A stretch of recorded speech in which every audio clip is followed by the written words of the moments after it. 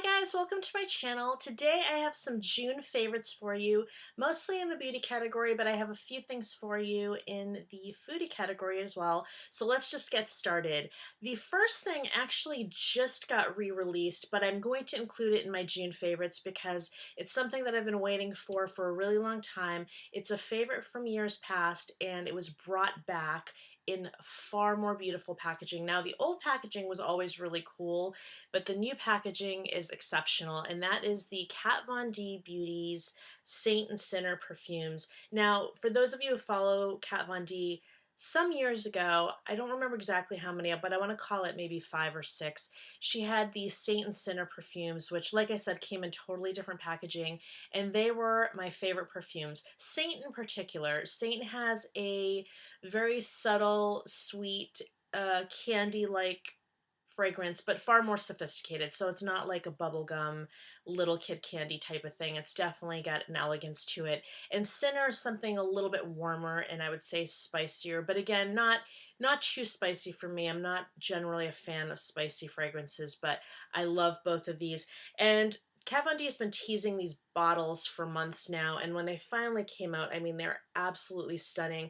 They have so much detail on them, and they have a little bit of a skull motif, and they're really beautiful, and they're as beautiful in person as they were in the pictures that she teased. And just to give you an extra little taste, because I bought the perfumes for the perfumes, but honestly, I probably would have bought at least one bottle just for the bottle because the artwork really is exceptional.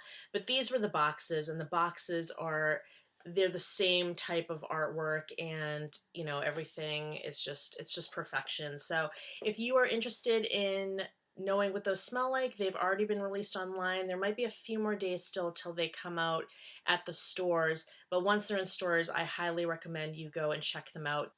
The next item is also a beauty item that I've been using for quite a while now, but I'm including it into my favorites because after testing so many other primers, I realized that this really is the best, and it's the Marc Jacobs Coconut Face Primer.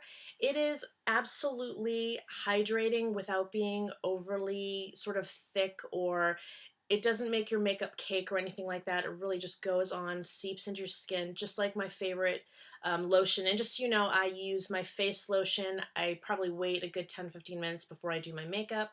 And then I use this, and I could pretty much go in with my makeup pretty much right away. I don't have to wait too long. I usually like to give it at least a minute or two to make sure that it's really seeped into my skin.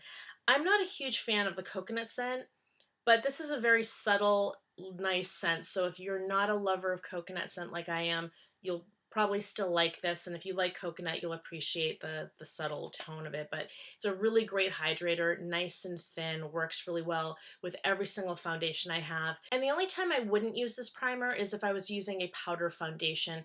The other item that I got from BeautyCon New York that I really like is this Soap and Glory Sexy Mother Pucker lip gloss, and it's in the color Bare Enough, and I like this for a few reasons. First of all, the color that they gave me was stunning. The color is called Bare Enough, and it is like a sheer nude in that pinky sort of family, and I find that I can use it as a lip topper and put it on any lipstick that I have that's in that mauve nude family, and I could build it over lip liners, and it never competes with any color. It only really enhances it and gives it that nice little extra little bit of a glow without being like shiny or gold or anything like that. So it's really pretty in that way. I also like it because it's not sticky. So it is a gloss and it gives that sheen, but it's not sticky at all. So when you press your lips together, it doesn't do that odd thing that lip glosses sometimes do, where they leave that little mark from doing that pucker.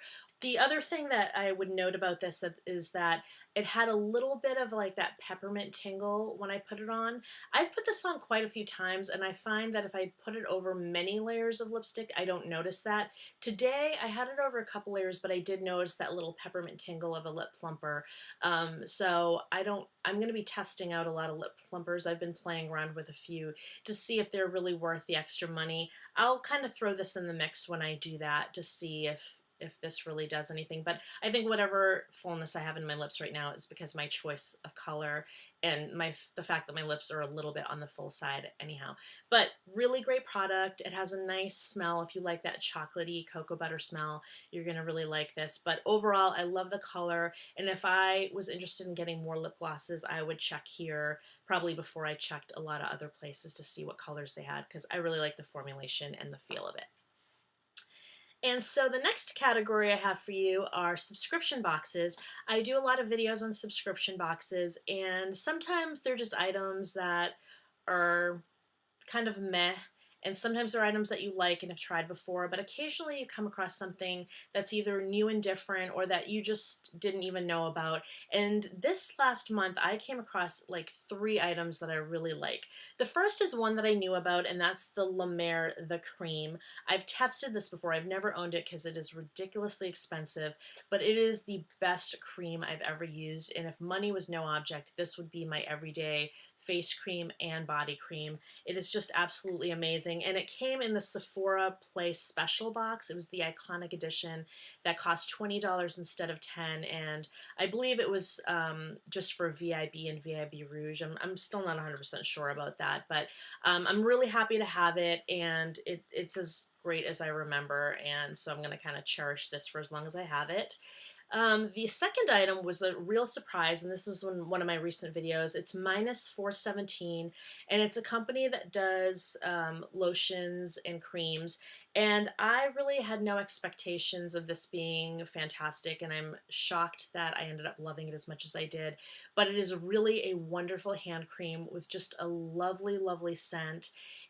I like oily things, and this kind of has the benefits of an oilier cream or lotion without being oily, without leaving your hands feeling like like they need to be wiped down after you put your lotion on. So I was really, really impressed with this, and I'm really enjoying it, and I would repurchase this for sure, as I would all the other items that I've shown you.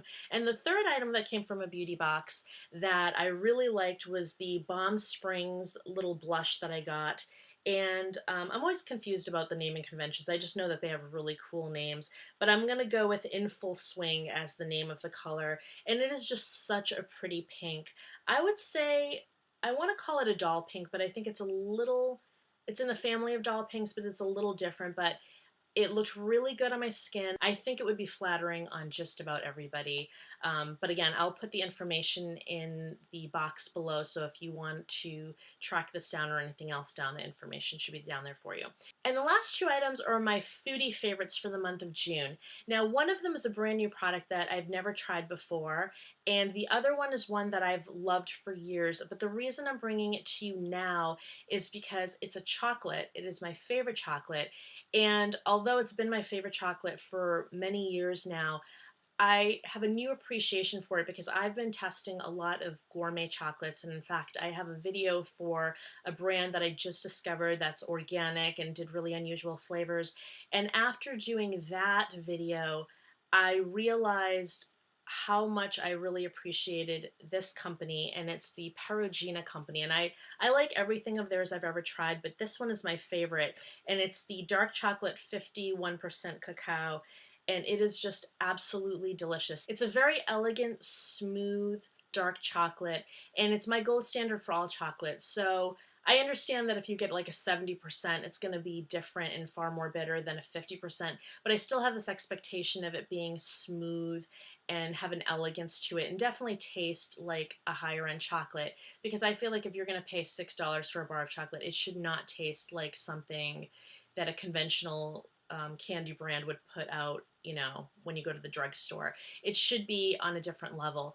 And when I was trying all these other chocolates, I found that the price point was a higher price point. These things cost like $4, $6, $10, but they tasted like something that somebody threw together. They didn't have any elegance to them.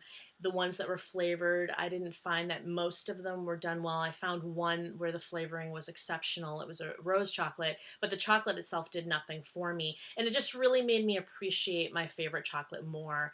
And so I wanted to bring that to you in case you didn't know about it. So if you ever come across the Perugina, and definitely the dark chocolate in the 51%, I can highly recommend. But really, any of their chocolates I've ever tried, I've really liked. So that is a longtime foodie favorite that I can totally vouch for. And the other is the new discovery. There's this mom and pop store that I go to, and I would say that it is both a gourmet store and what I usually call like an earthy, crunchy store or a health food store. It's kind of all three, actually. And I discover really cool things there all the time. And this is what I discovered most recently, and they are Italian orange sodas. One is the limonata, and the other one, and I always butcher this, aranciata, I'm going to go with. So basically lemon and orange. And for those of you who aren't familiar with Italian sodas, I love them. I think they're delicious. I think it's like a great way to have like a soda, like an orange soda or a lemon lime soda, but it's got far more elegance to it. I mean, these are things that like grown-ups drink. Although I have no objection to orange soda whatsoever. I could bathe in it and drink it every day. But there's something about a good Italian soda that is just, they're really delicious and they're very refreshing and they're kind of perfect in the summer, although I could drink them anytime. And these two were fantastic. They're up there with like the San Pellegrinos and that. My favorite lemon lime, or lemon rather, Italian soda of all time is the limonata from them. But this is just as good. So you might even like this. If you like that, you might even like this more. I just like that one because it's so intensely lemony that it kind of like knocks you off your feet. And I'm a huge, huge, huge citrus person. I don't think you will ever meet anybody who is as obsessed with citrus flavored things as I am. And I just love when it really is unapologetically citrus. So limonada is unapologetically citrus. This is very, very citrus. And if limonada is just like a hair too much for you, you'll probably like this one more. But if you love limonada, you're definitely going to like this one too. It's fantastic. Like so fantastic that you can even, like, I'm going to open this right now. I'm going to try to open this right now. And I can still smell how intense it is because that's it's left over from after me guzzling it down. And then this one, this was the true find for me because I like the Aranciata ones. There's a couple brands where I won't drink it at all. There are a couple brands where I really like it. There's like a blood orange one that's really good. There's a bunch out there that I really like. I like this better than any of the brands that I've ever tried. I think this orange is beyond what anybody else has ever done.